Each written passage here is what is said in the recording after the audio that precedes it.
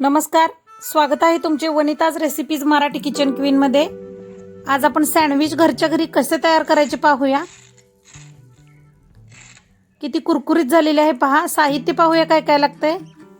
4 bread, अर्धा चमचा लाल तिखट, पाव चमचा चाट मसाला, पाव चमचा ओरेगानो, 4 चमचे तूप, चवीनुसार मीठ, 1 टोमॅटो आणि 1 कांदा।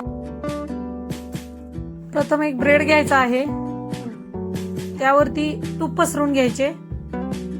रेसिपी आवडत असतील तर लाईक, शेअर, सबस्क्राइब करायला विसरू नका।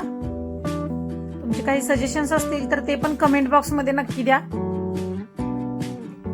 तूप पसरवून घेतलेले आहे, तुपाऐवजी तुम्ही बटर वापरू शकता। आता सँडविच चटणी आहे बघा, ही पण पसरवून घ्यायची आहे।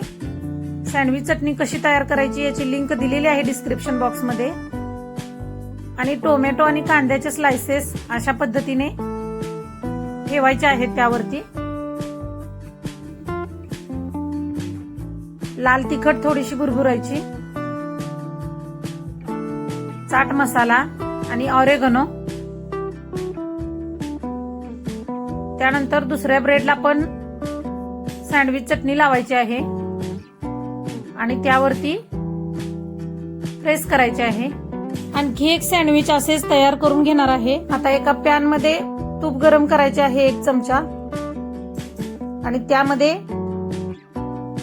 सँडविच भाजून घ्यायचे आहे।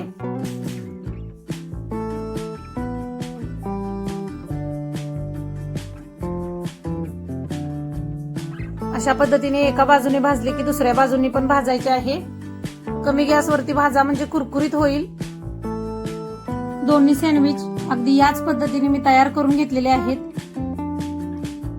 किती कुरकुरीत झालेले आहे पाहू शकताय तुम्ही।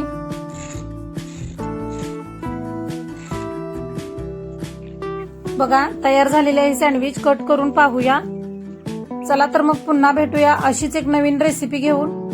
तोपर्यंत स्वतःची काळजी घ्या। थँक्यू।